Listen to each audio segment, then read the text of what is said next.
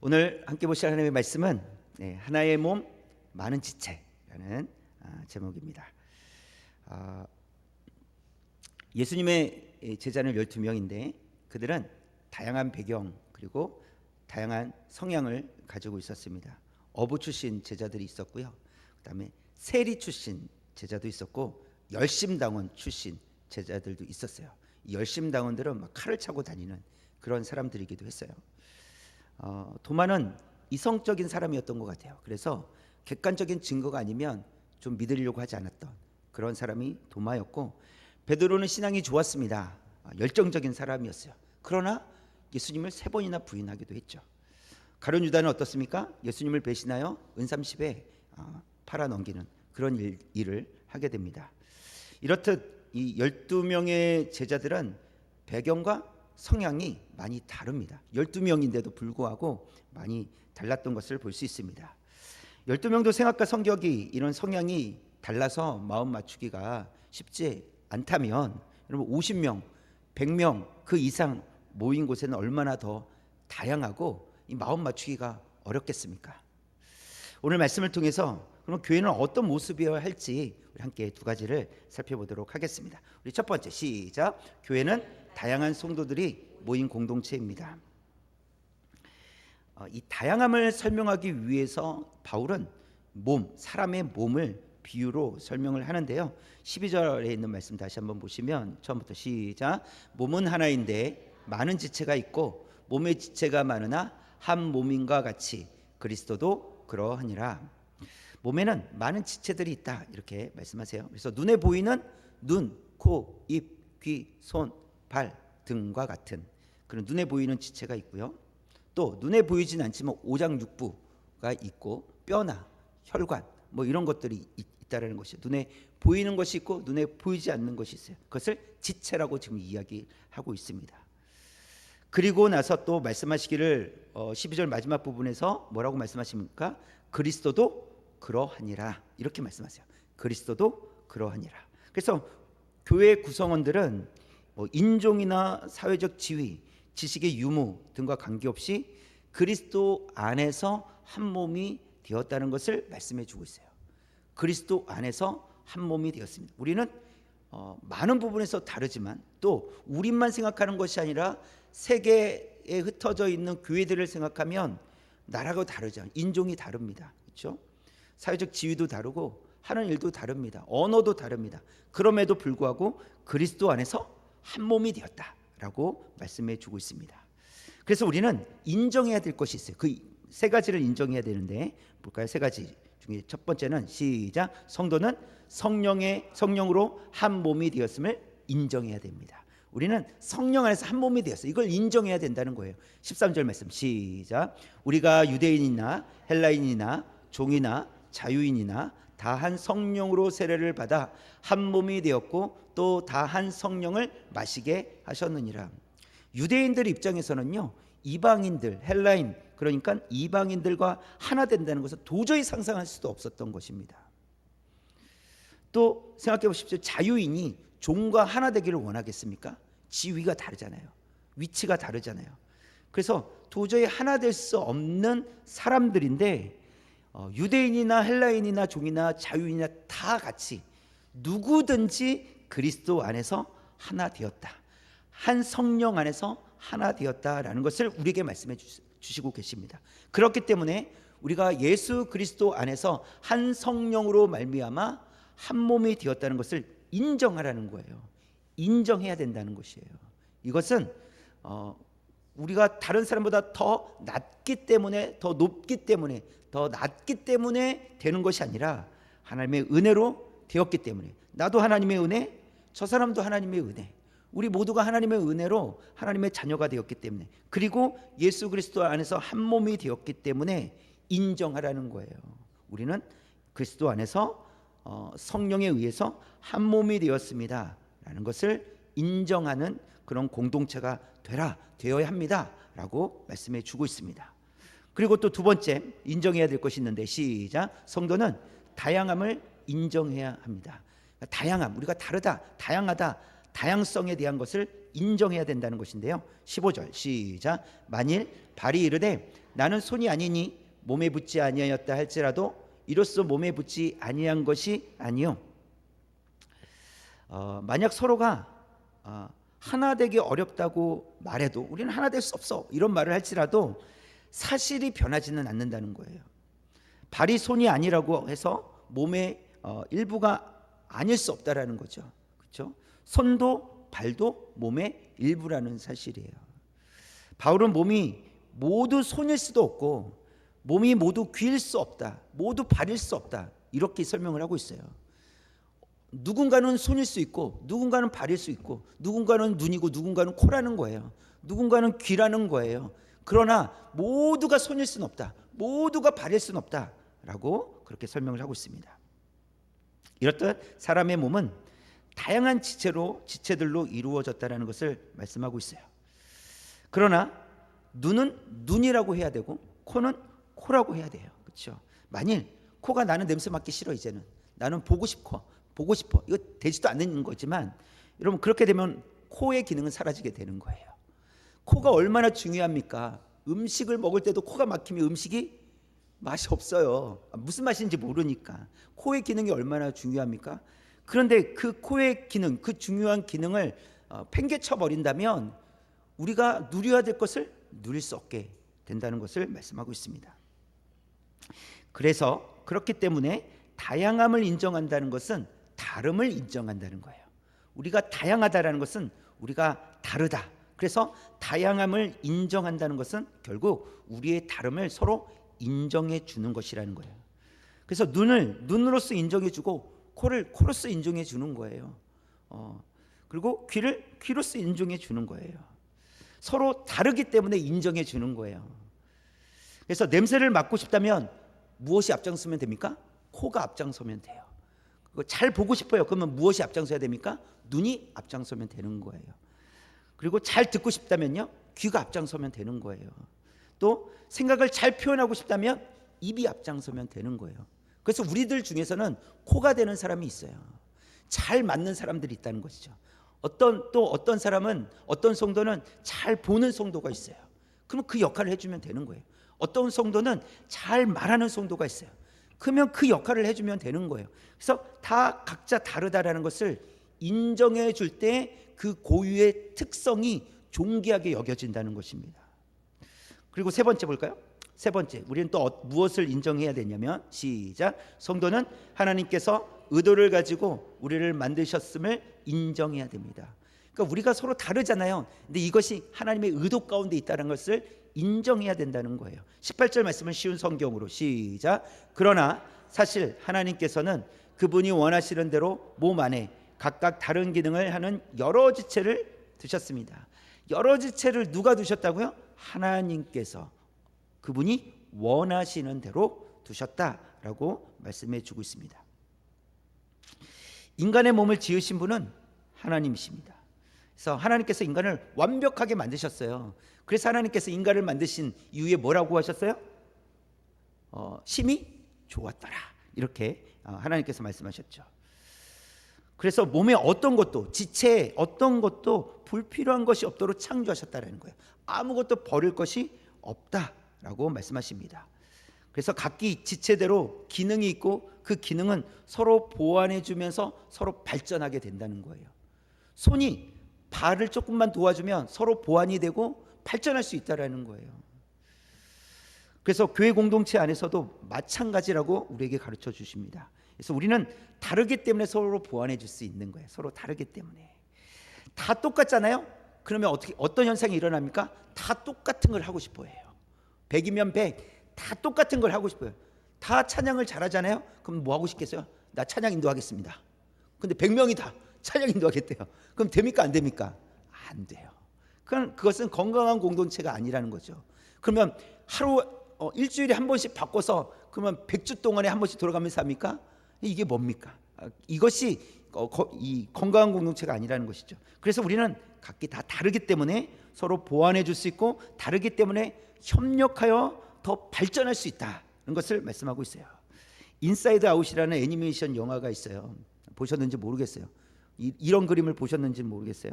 이 한 아이의 이 내면에 있는 기쁨, 슬픔, 분노, 짜증, 걱정 이런 캐릭터들이 나와요. 그것을 이제 캐릭터로 만들었어요. 그래서 한 아이의 이 내면을 밖으로 꺼내 본다는 의미의 이런 애니메이션 영화예요. 밖으로 꺼내 본다. 아, 이 아이에게는 이런 기쁨이 있고 이런 슬픔이 있고 이런 두려움이 있고 이런 걱정이 있구나. 이런 것을 캐릭터를 통해서 보여주는데요. 처음에는 이 아이에게 기쁨을 만들어 주는 것이 가장 중요하다고 여겼어요. 이 내용 안에서 이 아이에게는 기쁨이 제일 중요해. 그 기쁨만 있어야 돼. 이런 생각을 가지고 있었어요. 그래서 슬픔이나 화내는 것을 줄여야 되고 또 아이에게 좋게 여기지 않았어요. 그것을 좋게 여기지 않았습니다. 그러나 한 사람의 인생에는 기쁨과 슬픔과 분노와 짜증과 걱정 등을 통해서 결국 건강한 내면을 가지고 자라가게 된다. 이런 메시지를 담고 있어요. 이 영화 속에. 그래서 기쁨만 중요한 것이 아니라 분노도 중요하다라는 거예요. 그것이 어우러지면, 그것이 서로 보완해주면 건강한 사람으로, 건강한 성인으로 자라가게 된다. 이렇게 그런 메시지를 담고 있습니다. 그래서 기쁨만 있다고 건강한 것이 아니라는 거예요. 항상 기뻤으면 좋겠지만 기쁨만 있다고 우리가 건강한 것은 아니에요. 왜냐하면 반드시 슬픔이 찾아오거든요. 이 땅에서는 반드시 슬픔이 찾아오는데 그때 우리가 그것을 견디지 못할 수가 있다는 거예요. 그래서 우리는 때로는 슬픔이 필요해요. 그리고 그 슬픔을 극복하는 방법이 필요해요. 그래서 우리가 서로 보완해 줘야 되는 거예요. 기쁨과 슬픔이, 분노와 짜증이, 이거 서로 이 내면 안에서 이것을 서로 조정해 주고 이렇게 협력하고 또 보완해 줄 때 건강하게 우리가 극복해 갈 줄 믿습니다. 돌다리도 두들겨 보고 건너라, 이런 말이 있죠. 그래서 단단한 돌이라 할지라도 이 상태가 어떤지 알 수 없으니까. 그래서 이 돌다리도 두들겨 보고 건너라, 이것을 철저하게 지키는 사람들은요, 일의 진행이 매우 느립니다.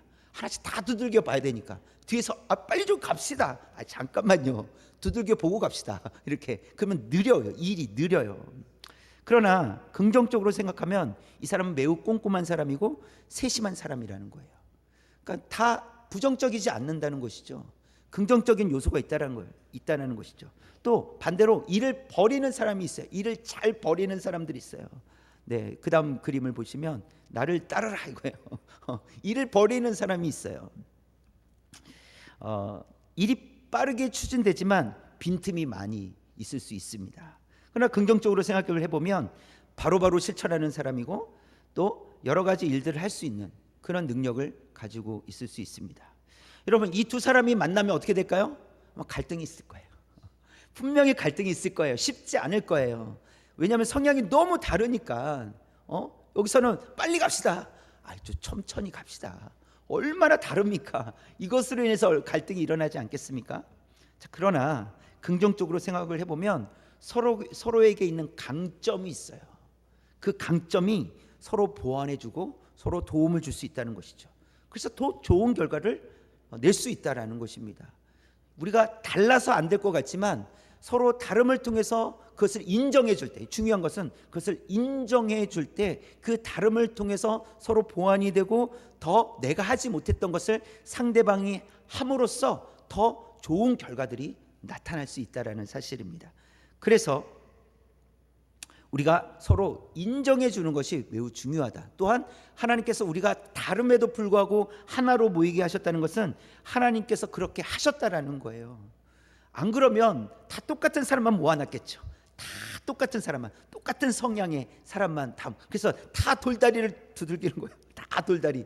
아니면 다 나를 따르라 이런 사람만 모아 놓으셨겠죠. 그러나 교회 공동체를 보면 그렇지 않다라는 거예요. 너무나도 다양하다는 거예요. 다양한 성향의 제자들만 봐도 얼마나 다양하고 성향이 달랐습니까? 우리도 마찬가지라는 것이죠. 우리도 다르고 우리도 성향이 다르고 우리 배경이 다르다는 것입니다. 그럼에도 불구하고 하나님께서 우리를 하나로 모이게 하셨어요. 그것은 우리를 통해서 하나님께서 영광을 받으시겠다는 겁니다. 우리의 다름을 통해서도, 우리가 서로 다르지만 우리의 다름을 통해서도 하나님께서 영광을 받으시겠다는 거예요. 그래서 우리가 모일 때 하나님께서 영광을 받으시기를 원합니다. 우리가 모일 때마다 하나님께서 영광 받아 주시기를 원합니다. 우리의 다름이 서로에게 유익이 되도록 서로 인정해주는 그런 공동체가 되기를 주님의 이름으로 축원합니다. 우리 큰 2번 볼까요? 2번 시작. 하나님께서 우리를 조화롭게 하셨습니다. 우리는 너무나도 다양하고 다르지만 그럼에도 불구하고 하나님께서 우리를 조화롭게 하셨다라는 것을 말씀해 주고 있습니다. 교회 공동체를 몸으로 비유하신 것은 우리가 서로 연결되어 있다.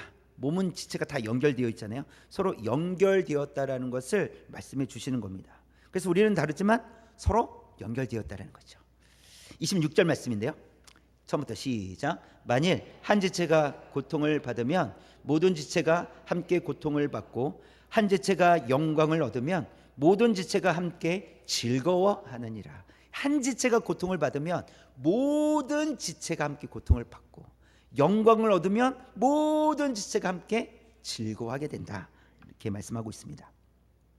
그래서 몸은 고통을 공유하죠. 손이 아프면요 몸 전체가 아픕니다. 이런 느낌이 있죠. 다리가 불편하면 몸 전체가 불편해요.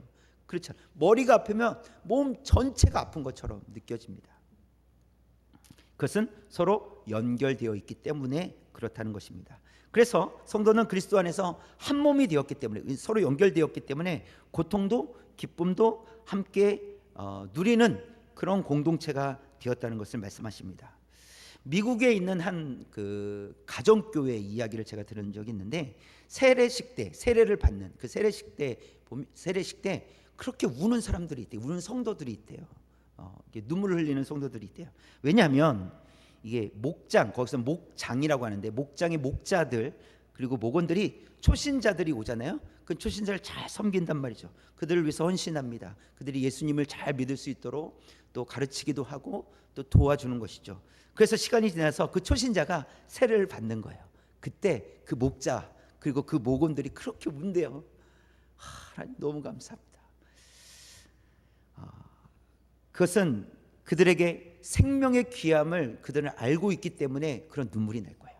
하나님께서 그를 구원해 주신 것 그리고 그 시간을 위해서 그렇게 다기까지 얼마나 헌신하고 수고했겠습니까? 그렇죠? 그래서 그것으로 인해서 너무 감사해서 그렇게 운대요. 그러니까 처음 보는 사람들, 그걸 잘 모르는 사람들은 저 사람 왜 울지? 이런다는 거예요. 가족인가? 뭐 누군가? 이렇게 생각한다는 거예요. 그러나 그런 생명을 살리고 생명이 돌아온다는 그것을 보게 되었을 때 그들은 이 목자 또 함께 있었던 목원들은 그렇게 감사해서 운다고 합니다. 이것은 한 몸 공동체이기 때문에 가능한 일이에요.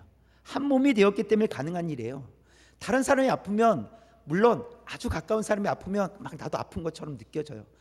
그런 느낌은 있지만 다른 사람이 아프면 사실 안 아픕니다. 그렇죠? 나는 아프지 않아요. 그러나 내가 이 손톱만 조금만 깨져도 이게 신경 쓰이고 이게 아프단 말이죠. 몸 전체가 느낀다는 것이죠. 이것은 한 몸이기 때문에 느끼는 거예요. 한 몸 공동체이기 때문에 가능한 일입니다. 그래서 빌립보서 2장 4절에서 이렇게 말씀하십니다. 시작. 각각 자기 일을 돌볼 뿐더러 또한 각각 다른 사람들의 일을 돌보아 나의 기쁨을 충만하게 하라. 자신의 일도 돌봐야 되겠지만 자신의 일을 잘해야 되겠지만 다른 사람의 일을 돌보라는 거예요. 자, 그래서 이 4절이잖아요. 2장 4절이잖아요. 그다음에 5절에서 이제 예수님의 마음을 품으라 이렇게 말씀하고 있는 거예요. 시작. 너희 안에 이 마음을 품으라 곧 그리스도 예수의 마음이니. 곧 그리스도 예수의 마음이니. 우리가 다른 사람의 일을 돌보는 그 마음을 가지려면 누구의 마음이 필요하다는 거예요? 예수님의 마음이 필요하다는 거예요. 예수님의 마음을 품으라는 거예요. 그래야 그렇게 할 수 있다는 거예요. 예수님의 마음을 가질 때 우리가 서로 돌아볼 수 있다는 거죠. 한 몸이기 때문에 그리스도께서 우리 죄를 위해서 십자가 지심으로 죽으셨다가 부활하셨잖아요. 그래서 예수 그리스도를 통해서 우리는 예수님과 연합된 자가 되었어요. 한 몸이 되었어요. 그래서 예수님 우리의 머리시다라고 해요. 우리는 각 몸의 지체다라고 성경은 말씀하고 있습니다. 그래서 우리는 예수님과 한 몸이 되었어요.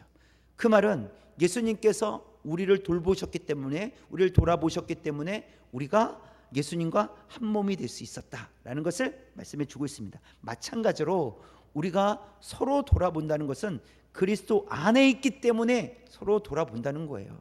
그리스도 안에 있기 때문에 우리가 서로 한 몸, 이제는 한 몸이기 때문에 돌아보겠다라는 의미입니다. 그렇지 않으면 돌아볼 필요가 없죠. 돌아본다고 해서 뭐 우리가 이것을 뭐 한 번, 두 번 정도면 끝나지 얼마나 더 돌아보겠습니다. 그러나 여러분, 손톱을 깎으면 한 번만 깎으면 됩니까? 평생을 깎아야 됩니다. 평생. 그렇죠? 그런 거예요. 돌아본다는 것은 그런 것입니다. 평생을 돌아본다는 것이죠. 왜? 내 몸이니까. 한 몸이기 때문에 그러해야 된다는 것입니다. 그래서 우리가 서로 연결되었다라는 것을 항상 기억하는 성도가 되길 원합니다. 그리고 또 바울은 이런 표현을 합니다. 우리는 서로 다르지만 조화를 이루게 하신다는 것인데 29절 말씀 볼까요? 29절 30절인데 시작. 다 사도이겠느냐? 다 선지자이겠느냐? 다 교사이겠느냐? 다 능력을 행하는 자이겠느냐?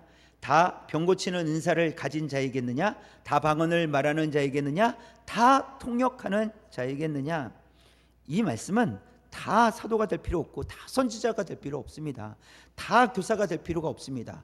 다 병 고치는 은사를 가질 필요도 없고 다 방언하고 통역하는 은사를 가질 필요가 없습니다. 다 그거 한 가지만 가질 필요가 없습니다. 우리는 서로 다름을 통해서 조화를 이루게 됩니다. 그렇기 때문에 다 똑같은 것만 가질 필요가 없습니다. 여러분, 야구를 예를 들면 야구를 하는데 좋은 투수가 있단 말이에요. 근데 다 투수들만 있어요. 공은 잘 던져요. 근데 치는 사람이 없어요. 좋은 타자가 없어요. 그럼 이길 수 있겠습니까? 이기기 힘듭니다. 점수를 내야지 또 이길 거 아닙니까? 그렇죠?